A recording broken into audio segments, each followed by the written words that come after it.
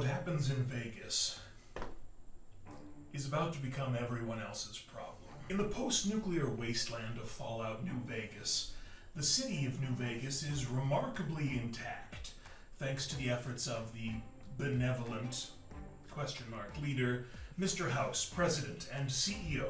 Mr. House's defense systems managed to neutralize 68 of the warheads targeting Las Vegas, allowing only 9 through. The Lucky 38, his pre-war casino and base of operations, remains largely untouched from the state it was in nearly 200 years ago when the bombs first fell. And it has remained closed to everyone until the player, that would be you, assuming you're playing Fallout New Vegas, arrives on the strip in the game. Thankfully, the Lucky 38 is stocked well with various items and technology, and as such, so is my deck. Around Mr. House, President and CEO. Did I mention the name of the deck is High Rollers? Thankfully, the Lucky 38 being well stocked will allow our crafty wastelanders to cobble together enough seemingly useless junk to make the most of it. Dorks. Now, I knew when I first saw Mr. House spoiled that I wanted to build a deck around him. Not because I'm a New Vegas fanboy, although I do love New Vegas. It's just I know that there is a segment of the Fallout population that loves New Vegas more than all other Fallout. But I knew Mr. House looked like a fun one to build around, one, because I love Mardu, and two, because dice rolling has not historically been very common in Magic. It's not something that you see a lot on Magic cards, but the number of pieces that enable it have grown significantly recently, which makes sense considering we now have a commander which involves dice rolling. I started to see potential in Mr. House for building a distinctly different deck.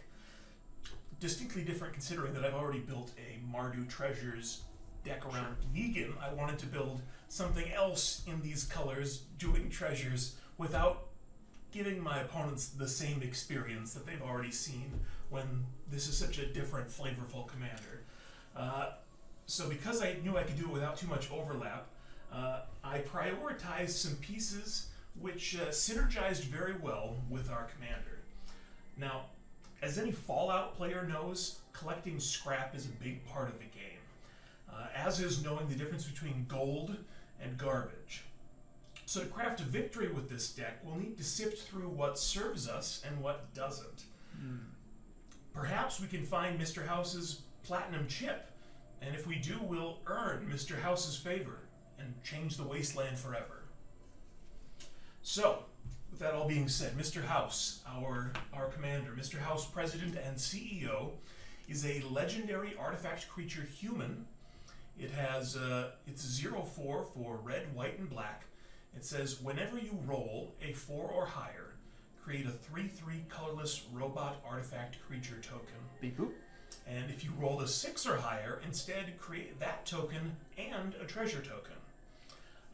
So that's a static ability. And then Mr. House also has an activated ability where you can pay 4 mana and tap him to then roll a 6-sided die plus an additional 6-sided die for each mana from a treasure spent to activate this ability.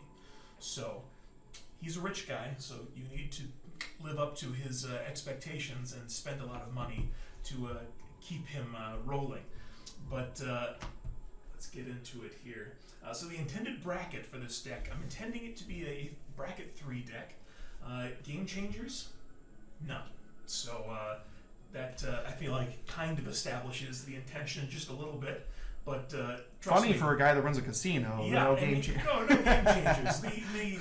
That's because the game is rigged from the start, and you don't need any to change the game. Love it. So piloting.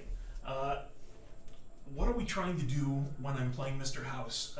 3 words.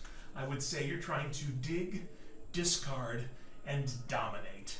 And if there's another D word in there, it's probably dice. But I can't droll your dice, so I figured those were the three. But we want to roll as many dice as we can to have Mr. House, while we have Mr. House on board, and as soon as we have Mr. House on board, to build up his Protectron robot army and fill his coffers with treasure. So to do this, we're going to have to scavenge for parts and to toss the junk that doesn't serve us. So our game plan: potential win cons, major bombs, value engines that can carry us through the game. These are the heart of the deck. I think these kind of serve as our casino, as it were, our slot machines.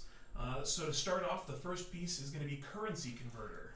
Oh yeah, you gave me that one to read here. Yes. So Currency Converter, just one drop, one generic artifact. Whenever you discard a card, you may exile that card from your graveyard. Activated ability for 2 generic and tap it, draw a card, and then discard a card. And then you can just tap it to put a card exiled with Currency Converter into your graveyard. If it's a land card, create a treasure token. If it's a non-land card, create a 2/2 black rogue creature token. So Fantastic. yeah, that's a lot of utility there. As I mentioned, we're digging, we're discarding. So we want to be willing to pitch what we don't need in the moment. And this card is really kind of central to that sort of a strategy. Plus, it gives us an opportunity to be discarding our lands for treasure. I did mention before our Platinum Chip. So the Platinum Chip in this case is going to be our Crucible of Worlds. I've got the Fallout edition of it. It's the first time I've ever owned a Crucible of Worlds, and this is a pretty great deck for it. And so having a piece like Crucible of Worlds to be getting our lands back makes Currency Converter's cost pretty much negligible. It's just setting up future land drops. For sure. So another piece that kind of ties into this is Collector's Vault. Collector's Vault is an artifact for 2. It's got an ability of pay 2 and tap it to draw, then discard, then make a treasure token. So hypothetically, if I had the Collector's Vault and the Currency Converter, I could pay my 2, draw, discard a land, make a treasure from the Collector's Vault, make a treasure from the Currency Converter, seeing me discarding a land, and then I could maybe return that and play that as my land for turn with my Crucible of Worlds. There we go, it just keeps popping under my head. The next couple pieces that tie into this as our slot machines, I think appropriately, piece is Embrace the Unknown. It's a sorcery for 2 and a red. It says exile the top 2 cards of your library until the end of your next turn. You may play those cards. And it's also got Retrace. Retrace has not been on a lot of cards. It's been one that I've kind of slowly watched as they've added a few more cards over the years. But Retrace is an ability that says when it's in your graveyard, you can recast the spell from your graveyard by discarding a land in addition to its other costs. So, as you can see, that synergizes as well with our plans to be returning lands with our Platinum Chip, as well as guaranteeing that we're getting cards into exile that we can be casting and playing. The thing I really like about Embrace the Unknown as well is that it's not until end of turn, it's till end of your next turn. So that's usually the thing that kind of holds me back on the exile effect ones, is that I don't want to exile something that I want and that I can't afford to cast this turn, and then it's just gone for the rest of the game. So knowing that I'm going to have a chance on my next turn to cast it is great. Reality Scramble is also another Retrace card. I think that's what I left for you. Yep, that's one I got here. Reality Scramble, it's 2 generic and 2 red pips. It's a sorcery that says, put target permanent you own on the bottom of your library. Reveal cards from the top of your library until you reveal a card that shares a card type with that permanent. Put that card onto the battlefield and then the rest on the bottom of your library in a random order, and also has Retrace. So another little bit of video lottery in my casino here. I'd like to think of it as kind of a one-armed bandit. With Mr. House, I'm making so many tokens. I'm making all these robot tokens, I'm making treasure tokens, that I can easily trade a robot token to, roll the dice and let's see what I'm going to get off the top. It's going to be an artifact or it's going to be a creature, but it's going to probably be better than a token that I can make multiple copies of in a turn. And the fact that I can keep going back to that well, discarding a land and recasting it, means that I can continue to get that additional value and turn my tokens into something a little bit more exciting. It's a sacrifice that he is willing to make. Yes, exactly. Throes of Chaos, this is a sorcery for 3 and a red, just says Cascade, and then it's got Retrace. So again, Cascade effectively means that when you cast it, you're going to be revealing off the top of your library until you hit a non-land card. There we go, that costs less. So something that's 3 or less. Well, there's quite a few cards in the deck that are 3 or less, so I'm going to be hitting any number of interesting pieces. Again, kind of like a casino, we're going to see what prize I win here. Pull the slot, man. Exactly. We're just going to keep that one-armed bandit going. And so again, with Retrace, I can recast that in the future and take advantage of everything. The next piece here, Surly Badger Soar. I think I left that one. Oh yeah, he is a surly guy. Surly Badger Soar, 3 and 1 red. Creature, Badger, Dinosaur. Whenever you discard a creature card, he gets a 1/1 counter. Whenever you discard a land card, create a treasure token. And whenever you discard a non-creature, non-land card, he fights up to 1 target creature you don't control, and is at 3/3. So fantastic. That's a utility. So yes, he's another piece that, again, if he's on board while I've got my currency converter and I discard a land, well, now I'm making 2 treasures for each discarded land.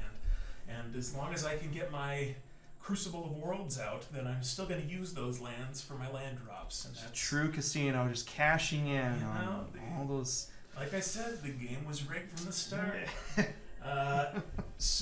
Next piece that I'll mention here that also kind of ties in nicely is one that I like because it synergizes well and it also feels like it's thematically appropriate, is Red Rock Sentinel. Red Rock Sentinel is a creature. It's a 3-cost artifact creature golem. It's a 2/4 with Defender. It's also got an ability, pay 2, sacrifice a land, draw a card, and create a treasure token. So it's just one more way for me to sacrifice my lands, put them in the graveyard, which does not come without risks, obviously. There are problems that can come from putting your lands in your graveyard, but it's making me that treasure, it's drawing me a card, and as I mentioned, having those treasures so that I can spend only treasures on Mr. House's ability, maximizing the number of dice I'm going to be rolling, that's huge. So definitely want to be able to get every single treasure we can possibly scrounge together. The last piece that I'll mention here in the game plan is one that also feels kind of thematic and feels very synergistic as well, if I do say so myself. Scare Tiller is another creature artifact, and Scare Tiller says that when it becomes untapped, or is it tapped? Tapped. Tapped, there we go. When it becomes tapped, you may put a land from your hand onto the battlefield tapped, so that's great. But it also says, or you can return target land from your graveyard to the battlefield tapped. So it's just one more way for me to get back those lands that I've been pitching for advantage. Just trying to try not to end up with all of my mana base in the yard with no way to get it back if I can help it. This video is in conjunction with Terran's video as well, so we're going to be doing his deck tech vid shortly around Quorum, or his Breaking Decorum deck. Yes. Graveyard shenanigans. Exactly. So we're excited to go through that, and down the line we're going to have a stream of some decks showing off, showing down. Show down, yeah. Show off. We're kind of showing off. I mean, they're cool decks. Well, you're the casino deck. Yeah, you're showing mine's out. Pretty flashy. You're about the flashy. It's Vegas, but this story's not staying there. So. I should also give a shout out to our current subscribers and members. Hey, we have one member of YouTube, Al. Thank you so much for joining last stream. Very much appreciated. And we have 3 Patreon subscribers: Crash, Hatvest, and more recently, Venji Granin. I'm saying that Jenny. Evgeny Granin would be my guest. But thank you all so much. That goes a long way to supporting the channel. So thank you again. Appreciate it. Into the ramp portion of our video. Juicy. So ramp, obviously we'll knock out the first 2. They're pretty easy. Soul Ring, yeah, it's gonna roll Soul Ring. Yeah, that's a good card for ramping. Arcane Signet, again, it's an artifact deck, so, you know, artifact ramp, that's pretty appropriate. Next piece that I'll mention for ramp is Magda Brazen Outlaw. It says whenever a dwarf is tapped, make a treasure. Magna is a really big fan of a particular vehicle I have in this deck that I'll probably be mentioning later, but I'll give you a little hint. It's called a clown car. But Magda, again, easy way to continue to make treasures over and over and over again. If I've got a vehicle that I can tap her down for, even better, even easier. Next piece, Talisman of Conviction, is another 2-drop mana rock. Treasure Map is a great piece that I've run in a couple different decks. You keep paying 1 to scry 1, and then once you've done that 3 times, it's going to flip into a land, make you 3 treasures, and it's going to say that you can tap it and sacrifice a treasure to draw a card. So, this card advantage and card draw, yeah, it's a good piece, good fitting piece. And you know, we're out in the desert. That makes sense. You know, in Vegas, you need a map. Find some treasure out there. Component Pouch is another good piece of ramp that I like for this one. Got that right here. Component Pouch, 3 generic artifact. You can tap it to remove a component counter from Component Pouch, add 2 mana of different colors. Or you can tap it to roll a d20. Result of 1 through 9, you put a component counter on Component Pouch. Or result 10 through 20, put 2 component counters on Component Pouch. So yeah, okay. So you add counters to it, and then later on, you can be adding mana from it. 2 mana. Right, and really though, even just being able to roll a d20 for a tap absolutely. with Mr. House, I mean, he doesn't care whether you're rolling a d6 or a d20. So if you get a 6 or higher on a d20, you're going to get a treasure and a robot regardless. As long as you're playing the game, he's happy, right? Yeah, exactly. You're in the mix. You're in the vacuum of the money vacuum is on. You know, he'll get something eventually. Are you sure this deck isn't dark money? When you really get down to it, it's all pretty dark. You know? Okay, so the next piece that's a rampy, Descent into Avernus. I've been finding lots of good homes for this deck. You know, if you have red, just run it. It's just so good. It's like a fair smothering tithe, in my opinion. Plus, it's not as annoying. Nobody's annoyed when you go, are you gonna pay the 2? It's take some damage and take some treasures. Everybody wins and everybody loses. Exactly. It's perfect. And again, in a deck that really the lifeblood is treasures, can't say no to it. So tiny synergy with Magda, because she only cares when a dwarf is tapped. It doesn't matter if it's her. I'm running Gloin, Dwarf Emissary from Lord of the Rings. He says whenever you cast a historic, which is an artifact, legendary, or a saga, you make a treasure. It only triggers once per turn, but that's just an easy option, frankly, doing a whole bunch of things. Plus, you can use him as well as a kind of pseudo removal to tap, sacrifice a treasure to goad target creature. So, not a bad piece all around. I'm not positive how to pronounce it. I like to pronounce it Jan Janssen, the Chaos Crafter. Some people call him Jan Jansen, but I think that was one I left for you as well. Jan Janssen, Chaos Crafter. He's Mardu colors, red, white, black. Gnome Artificer. Not a dwarf, sorry. Yeah, I know, that would have been nice. That'd be great. 3/3 with haste. You can tap him to sacrifice an artifact creature to create 2 treasure tokens, or you can tap him to sacrifice a non-creature artifact to make 2 1/1 colorless construct artifact creature tokens. So yeah, compounds. He fits really well when my commander is making both creature and non-creature artifacts. It's just extra triggers and lots of value. Do you need more creatures or treasures? Exactly. Yeah. Exactly. Next piece here, Kellogg Dangerous Mind is a thematic piece. I think in the lore he's from San Francisco, so maybe he passed through New Vegas at some point thematically, even though he's a Fallout 4 character. But he makes a treasure on attack. He's a hasty creature, and he's also got an ability. I can sack 5 treasures to gain control of target creature for as long as I control him. But for the most part, I'm just looking to get that treasure. The Luck Bobblehead, I'll mention, it's a mana rock, so it's a 3-drop mana rock, but it's also got an ability that can let me roll dice It lets me roll equal to, I think, the number of bobbleheads I control. So I've got, hopeful. I like to put little combos into decks that I'm not going to pull them off every time, but they're little achievements that you want to try and unlock at some point. So I've got a way that this deck could hypothetically print multiple copies of the luck bobblehead, and I'll explain that as we get to it. But when I say it, you got to make your own luck. I mean, I like to have a way to do it literally in this one if I can help it. Next piece, Undercity Scrounger is an artifact creature. Tap to make a treasure. You can only activate that if a creature has died this turn. I think it's morbid. And then that can actually be a pseudo combo piece if you've got the right things there. Say I've got Zorn and Clock of Omens.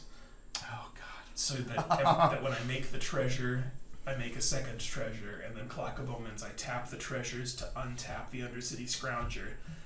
I just keep making treasures. And as long as I've got something on board that is going to hurt my opponents when artifacts enter, which I have a couple pieces that do that. Or you have Magda or Kellogg, exactly. Right? Plenty of ways to take advantage of that. Yeah. So that's a good one. Another piece that I like for this is Vexing Puzzle Box. I think that was one I gave you as well. Yes, it is.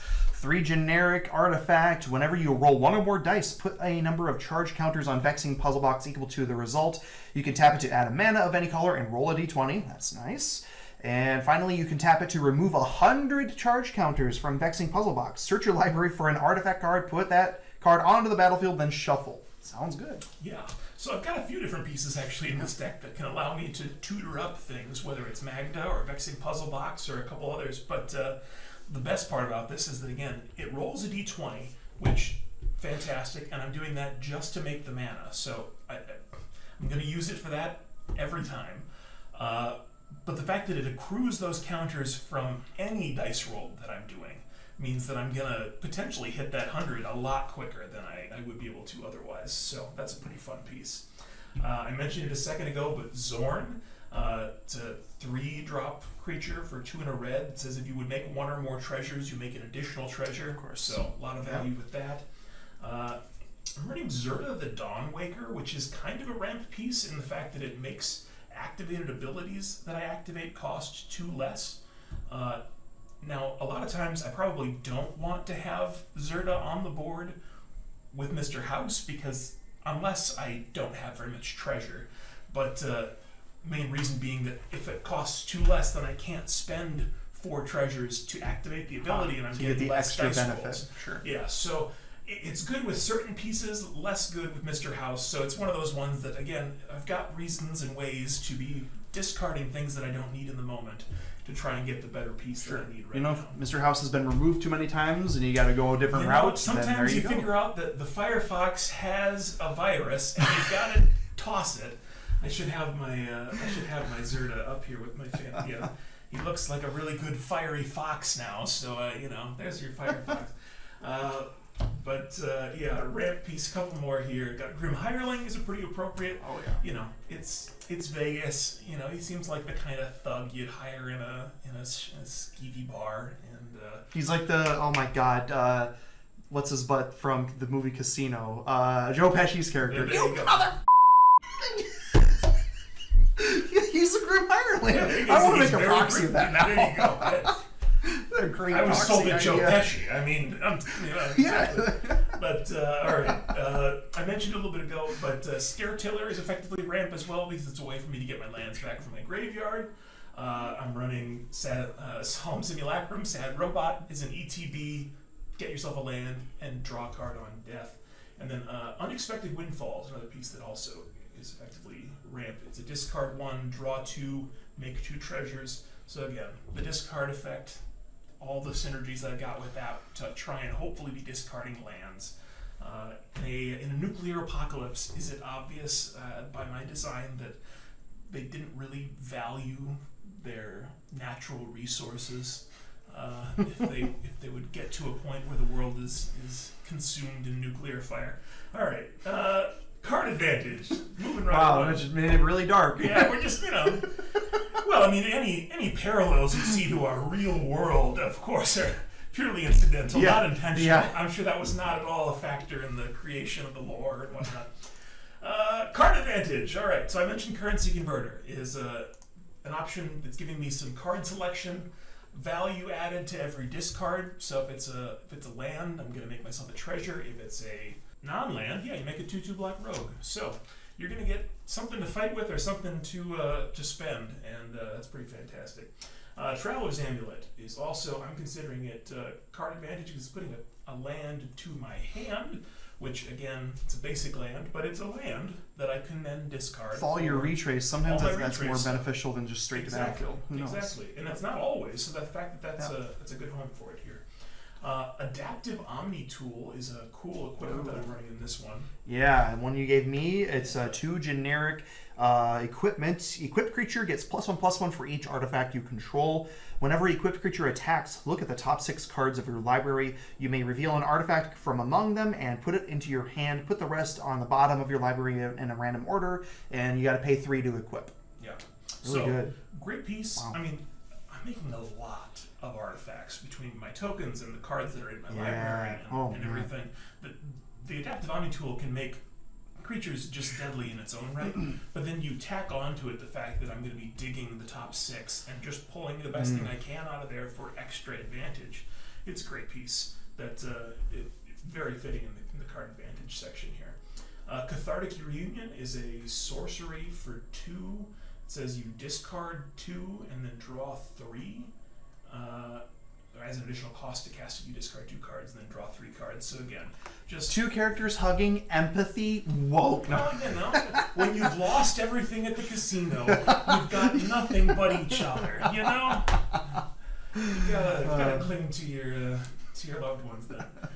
So Cathartic Reunion again, just more discard, a little bit of synergy for my my discard effects and whatnot. I said Collector's Vault is another piece that has the ability pay 2, tap, draw, discard, make a treasure. I'm running both Illusionist's Bracers and Battle Mage's Bracers, both of which have very similar effects. Illusionist's Bracers being the original one, pay 2 to cast it, pay 3 to equip it. When the equipped creature would activate an activated ability, you copy that ability. Yep, really good. And Battle Mage's Bracers is basically the same, only it's a red equipment, and it costs 1 mana when you activate the ability to copy it at that additional time. So a little bit more of a hurdle, but boy, just a chance for me to be throwing a lot of dice into the. If you got both, heaven forbid, you have both of those equipped to Mr. House. Exactly. Oh my god! Oh boy! Anything's possible. Ka-ching, ka-ching. Exactly. Let's see. Next piece. I'm running a Thematic Compass. This is another really great piece that I like in this one. Oh, excuse me. It's a 2 mana artifact. Maybe I said that. Paying 3 to tap it. Search your library for a basic land card. Reveal it. Put it into your hand and shuffle your library. Now it also says at the beginning of your end step, if you control 7 or more lands, transform Thematic Compass. So if I'm playing my cards right, I could potentially get myself to a point where I've got maybe my Red Rock Sentinel and 6 lands. So then I play my 7th land, I tap my Red Rock Sentinel to sacrifice that land so that it's not going to get flipped at the end step, so that every turn I could use it to get me another basic to be discarding in my retraces. If things work out perfectly.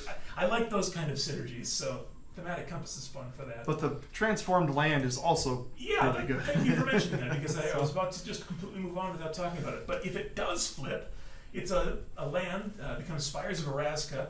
It can tap for a colorless, or it can tap to untap target attacking creature that an opponent controls and remove it from combat. So just a way to really keep me alive later game. Good piece, fun piece, appropriate piece. Tormenting Voice. That's another sorcery. It says discard a card as an additional cost and then draw 2. Boomer Scrapper. So on ETB attack, he makes a jump token, and whenever a token you control leaves, he gets a +1/+1 counter. So he's just going to keep getting bigger and bigger and bigger. I mentioned earlier, Crucible of Worlds, our platinum chip. It's going to let us get our land back. Halo Fountain, I'll mention, is another appropriate piece here. Yes, Halo Fountain, 2 generic and a white mana. It's an artifact. Has 3 different activated abilities. The first one is you pay 1 white and tap it. Untap a tapped creature you control. Create a 1/1 green and white citizen creature token. Next one is 2 white and tap it. Untap 2 tapped creatures you control to draw a card. And then finally, 5 white mana and tap it to untap 15 tapped creatures you control. You win the game. So I love Halo Fountain in this deck for a lot of reasons. One, if you're going through the desert, you're seeing mirages of water, maybe even fountains. And Vegas has real fountains. Oh yeah, so the Bellagio. Exactly. Yeah, the have big to one. imagine that even post-apocalypse, Mr. House has probably got a fountain going somewhere, just as a little bit of a flex, that he can make this happen here. So the obvious is that I can simply use this first ability to untap Mr. House and reuse him. But where I really like it is that the white cost is really not a big deal when you're making treasures. Yeah, that's because not you fix mana that way. I Yeah. can make my mana fixing exactly with my treasures. So one way for me to actually win the game is just to make enough robots that I can swing for an attack with 15 tokens. And if that doesn't do it, but I don't even have to wait until they block, because then I can just cash 5 treasures, tap my Halo Fountain, and untap all 15 creatures just to win right there and there. So that's just a show of force, I think, at that point, that it establishes who has control of the strip. it's so thematic because like the fountain thing, like just like you walk into the casino resort and there's a big fountain or something like that, Yeah. So that's pretty fun. I'm running an Aetherworks Marvel in here, which is kind of fun. It says whenever a permanent you control is put into a graveyard, you get an energy. And it's a 6-drop artifact, but you can tap it, pay 6 energy. 4-drop. 4-drop, thank you Yeah. for correcting me on that. Pay 6 energy, tap it, look at the top 6 cards, and you can cast a card from among them without paying its mana cost. So, again, when I'm stacking treasures, each of those treasures is going to count as a permanent going to the graveyard. I'm getting those energy really easily. So, just continuous ways the means of production are still rolling in Vegas, and Mr. House can achieve quite a bit. He sure owns those. He sure does own them. I'm running the Weatherlight. For 4, it's a legendary artifact vehicle with flying. When it deals combat damage to a player, look at the top 5 cards of your library. You may reveal a historic card from among them and put it into your hand. Put the rest on the bottom of your library in a random order. Crew 3. So, Crew 3 means I can crew with a single robot. And I'm digging. I'm trying to find my platinum chip. That's what a lot of these dig pieces are all about. Is scouring the wasteland. Plus another option with like Magda and your Scaretiller, right, to get them tapped. Absolutely. So, yeah. Ways to get them tapped. Moldova Forge Master is another goofy artifact that costs 5, and you can tap and sack 3 artifacts to then search for any artifact in your library and put it on the battlefield. So very powerful. Very useful if I'm making my artifact tokens. That's a remove on site for your deck because you have so much coming strong out with Mr. House. Yeah. So that's a very strong one. I'm also running only 3 at the moment. I want to add some more to it, but cycling lands. So lands that discard themselves for me to draw a card, to take advantage of my currency converter, to take advantage of my Badgersaur. Surly Badgersaur, exactly, and get those treasures that way. Just trying to make the cards that I've got in hand as useful as possible. And then the last piece that I'll mention here that is actually kind of a recent addition, I threw a Sword of Hours in. Sword of Hours is an equipment for 2 that equips for 2. When an equipped creature attacks, you put a +1/+1 counter on it. And when it deals combat damage, you roll a d12. So there's our die roll connection. If the result is greater than the damage dealt, or if the result is a 12, double the number of +1/+1 counters on that creature. So strong. I used to run that in Bird Flu, and I cut it because they haven't printed a foil copy, and I'm really trying to foil Bird Flu. But I also found a new equipment to put into that slot that I liked a little bit more. But strong card, very strong if the creature's got a few +1/+1 counters on it, so it gets better as time goes by. But just a nice re-triggerable dice roll that's probably going to get me a 6 at least, so that I can get my treasure and my robot. Targeted interaction, got a few pieces here. I'm running Attempted Murder, which is a fun one. So Attempted Murder is a sorcery for X and 2 black. It says choose target creature, roll X 6-sided dice. For each even result, put 2 -1/-1 counters on that creature. For each odd result, create a 1/2 blue bird creature token with flying named Stormcrow. God, so funny. Super goofy. Our friend Andrew loves his Stormcrow, so that was one main reason why I wanted to have a card that made some Stormcrows. And the fact that it's a removal piece that's going to let me roll X 6-sided dice means that it's a way for me to roll quite a few in a single fell swoop and get a lot of tertiary advantage from Mr. House. So I like that piece in here. I'm running a Chaos Warp because that's a good piece in these colors for removal. I'm running a Mayhem Devil. Whenever I sack a permanent, or whenever a permanent is sacked, I get to send a damage ping to something or someone. Obviously very strong in here. Running Oblation. Oblation is removal, but it's better as card draw. It's good in a deck like this because, no big deal for me to trade one of my many robots for 2 cards because it's for 1 2 white. Target permanent. The owner of target permanent shuffles it into their library and draws 2 cards. So if I really need to get rid of something my opponent controls and I'm willing to give them some cards for it, then I can do that. But more often than not, it's probably just going to be for some card draw for me. Vindicate, sorcery speed, destroy target permanent. Grim Hireling has an ability to sack treasures to give a target creature -X/-X. Probably not going to use that a ton considering Mr. House needs those treasures. And then Surly Badgersaur also has a target interaction. If I discard a non-creature, non-land, then he fights. So just another way. Just an artifact. He's a good one to equip the Sword of Hours too, because he puts counters on himself. Oh, God. So really setting myself up for good fights when he's extra pumped with counters. Mass Disruption. There's really only one piece that fits into this for me in this deck, and I think that, aside from basically everything that I'm doing is probably a little disruptive, but Descent into Avernus, again, the disruptive aspect is just everyone's accelerated and everyone is closer to losing as well. Yeah, you really don't want board wipes at all. No, that's not something I'm interested in with. Yep. I've got too many pieces that I want to take full advantage of as long as they're on the board. Mr. House, as I mentioned, went to great care to try and prevent the board of New Vegas from being wiped by a lot of nuclear hellfire. Recursion. Got a couple of Recursion pieces here. Obviously, the chiefly among them is our Platinum Chip, the Crucible of Worlds. Also running a Dread Return. It's a Reanimator spell with Flashback, so you can pay 2 and 2 black to return target creature from your graveyard to the battlefield, or you can do it with Flashback. And the Flashback cost is just sacrifice 3 creatures, which again, it's great when you've got creature tokens to spare if you need to get something specific back. Scare Tiller. When tapped, you can return a land from your graveyard to the battlefield. There's good synergy there. Trading Post has an ability, you can sack a creature to return an artifact from your graveyard to your hand. So a lot of pieces that I'm probably going to frighten people with. So being able to have an avenue to bring them back, assuming they aren't exiled, is always good. The last piece that can kind of do some recursion that I think I left for you is a Deck of Many Things. This is a fun card for this one. That's a good one.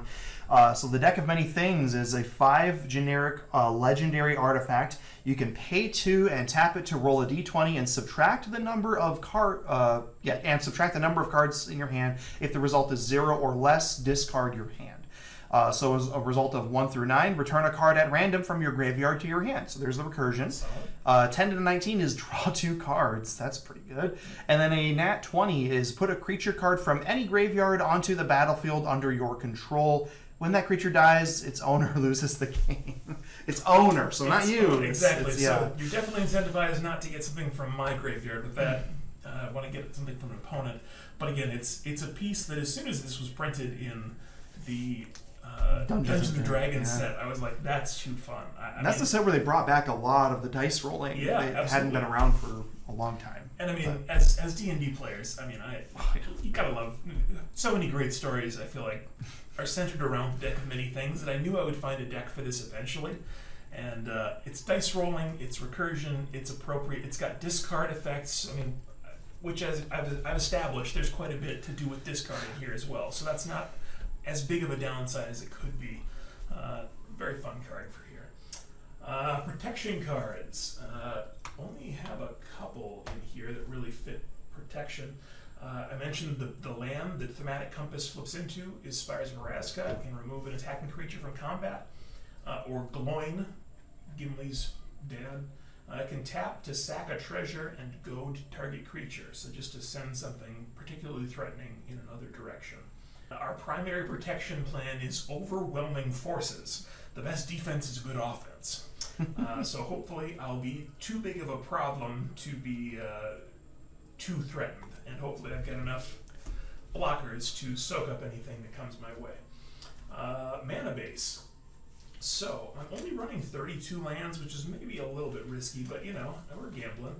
And I'm running also a wide assortment of treasure makers that really flush out my mana base, that establish and allow me to do a lot of what I'm trying to do in the deck. So, that isn't too bad in that case. I've included several scry lands for the card selection, as well as some cycling lands and some lands that sack themselves to increase the efficiency of my card, land, discard synergies, and my land recursion effects, including like Treasure Vault is the land that sacrifices itself to make treasures. Yeah, so that's good. That's a good one to just have in your back pocket. A few other pieces of additional miscellaneous utility that I'll mention. Abstruse Archaic is a colorless non-artifact creature with an ability to pay 1, tap, copy target activated or triggered ability from a colorless source. So I can't use it on Mr. House himself because he's not colorless, but I've got a lot of artifacts in the deck that have activated abilities or triggered abilities where that's going to be super relevant to be able to get an extra trigger out of them. Dross Scorpion, another one that I really like for flavor because again it's Vegas, New Vegas. The red scorpions are pretty nasty outside New Vegas. So Dross Scorpion is an artifact creature. It says whenever it or another artifact creature is put into a graveyard from play, you may untap target artifact. So again, really good synergy here for all the pieces we're doing. I've got all these artifacts that I'm tapping for different things to be able to just untap them when something dies. Great, really great. Hitting everything I want on both flavor and synergy.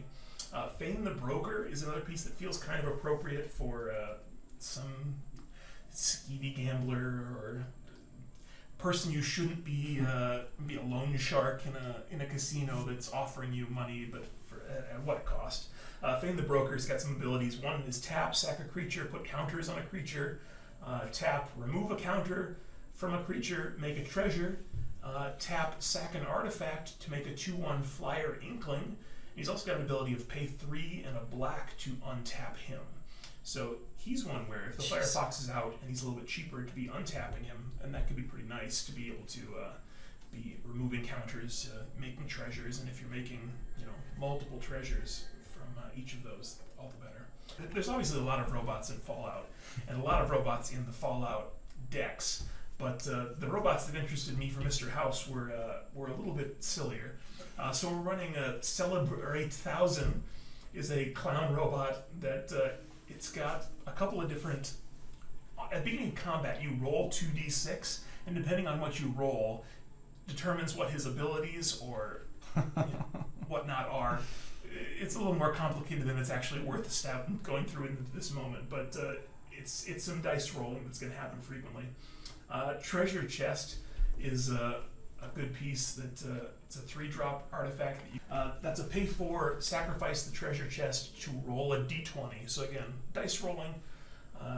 If you roll a 1, it's trapped. You lose 3 life. If you roll a 2 through a 9, you make 5 treasure tokens. If you roll a 10 through a 19, you gain 3 life and draw 3 cards.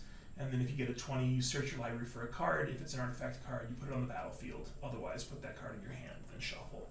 So that's another one that could be fun to make copies of and reuse. Getaway Car, so I just like it thematically. There's really only 3 pieces in the deck that it synergizes really well with. A getaway card, if you're not familiar, is a 3-drop artifact that crews for 1, and then if it attacks or blocks, the getaway card attacks or blocks, you can return up to 1 creature that crewed it this turn to its owner's hand. So it's really about reusing a couple pieces. The first one being Sad Robot, Solemn Simulacrum. Easy way to just get my land count up with the Sad Robot. A couple other pieces that are appropriate. Dissatisfied Customer is kind of an odd, it's a hasty flying black creature. So when it enters, you roll a d6. If you roll low, I think you lose some life. But it's just a way for me to repeatedly use that effect and get some extra dice rolls out of it. And then the last one that I really like with it is Clown Car, because what's funnier to me than a clown car, but a car that your clown car gets into and goes and drives and gets away. Returns the clown car to your hand so that you can recast the clown car and get all of the casting abilities. So it's an artifact ability with an X cost, and its ETB says you roll X dice. So a good fit here. Last couple pieces, I'm running a Barbarian class. I think I left that one. Oh, yeah. Last one for you. Yep, Barbarian class. It's one red. Class enchantment. If you would roll 1 or more dice, instead roll that many dice plus 1 and ignore the lowest roll. So you have advantage on your dice rolls. You can level up for 1 in red. And whenever you roll 1 or more dice, target creature you control gets +2/+0 and gains menace until end of turn. And level 3 for 2 in red is creatures you control have haste. So that's really good for your deck. Yeah, That's really solid. I mean, man. Mr. House as a borderline corpse in a computer, spoiler alert, doesn't really strike you as your average barbarian, but he sure takes advantage of the barbarian class. Maybe it's just capitalists that are truly barbaric in society. I don't know. Anyway, that's true. the last piece I'll mention here that's good for this miscellaneous category is Wand of Wonder. Wand of Wonder is an artifact for 3 and a red with an ability pay for, tap, roll a d20. So you see how this synergizes already. Each opponent exiles cards on the top of their library until they exile an instant or sorcery card, then shuffles the rest into their library. You may cast up to X of the target or instant or sorcery cards from among the cards exiled this way without paying their mana cost. So if I roll a 1 through a 9, X is 1, 10 through 19, X is 2, nat 20 is X is 3. So it's just going to let me cast some spells from my opponents. And again, if I've got Zerta, the Dawnwaker out, now it's only costing me 2 mana. I'm going to roll a d20, which is going to probably make me a treasure and a robot, and I'm going to get 1 or 2, maybe 3, probably not, but 1 or 2 free spells from my opponents. Yeah, pretty fantastic. Making a little magic happen on the strip. That's what everybody wants when you go to Vegas, right? All right, synergies and combos. Let's see. So I mentioned the Halo Fountain. Halo Fountain plus enough robots can win the game. As long as I've got 15 creatures that I can attack with, I don't even have to go to blocks. I don't have to give my opponents a chance to block. I just declare the attack. You could do it after they assign blockers. I could. If it doesn't. You're right. And then just untap them, and game is won. So that's pretty fantastic and thematic. Clock of Omens and some luck. I can potentially go infinite with Mr. House. So again, if I've got Zorn, that's making me an extra treasure token. So I've got some ways that I can potentially go infinite with that. And then, as I mentioned, kind of hinted at, my make your own luck plan, which is to use Prototype Portal to make copies of the Luck Bobblehead. So if you play Prototype Portal before, when it comes to play, you exile an artifact of 3 or less from your hand, and then you can activate its ability to create token copies of the exiled card. So, hypothetically, I could, if the game went on long enough, print out enough copies of the Luck Bobblehead to try and win the game with the Luck Bobblehead ability just by just from Luck Bobbleheads. But that's one of those silly achievement unlocked little Easter egg ones that I like to have in there. Notable exclusions, some cards that could go in this deck, but I've omitted for one reason or another. Not running Academy Manufactor in the deck. could be. It would be very good, obviously. I only own the one copy. I've got that in Negan. I just didn't want to be repeating myself too much. Sure. Smothering Tithe, could be running it in here, but I'm running Descent into Avernus and I like that more. So, if you're going to go to the casino, you don't want to go with a bunch of broke friends. You want everybody to have something to spend. That's what we're doing here. That's the plan. Not running into Fairies Protection would be really good. I'm just not. It's just whatever. Yep. Not running any classic tutors. Not running like Demonic or Diabolic or whatever the case. I've got some similar things that do tutoring, obviously through Magda or searching the top of my library, tutoring up specific Some assembly artifacts. required for exactly. That, Yeah. But Yep. nothing making it too easy for myself. Not running a Copper Dragon, which would be fantastic. I briefly thought it could be fun to run some big dragons in the deck and then just thematically say that the dragons represent the nuclear warheads. Oh yeah. And I kind of decided against that mainly because Copper Dragon and Ancient Gold Dragon, which is also on the list of things I didn't add, or Brass Dragon or Goldspan Dragon. Again, it's not a dragon deck, and Copper and Ancient Gold are both pretty expensive dragons, so not ones that I was exactly rushing to try and pick up for it. That's some of the pieces that I'm not running, and kind of why. As far as weaknesses and challenges, to be honest, compared to prior decks that I've showcased, I would say maybe this one's a little bit less polished, but I mean, it's the Wasteland. Things are, Things are in a real rough shape. How do you polish rust? There's a deep cut if anyone's played Fallout 4.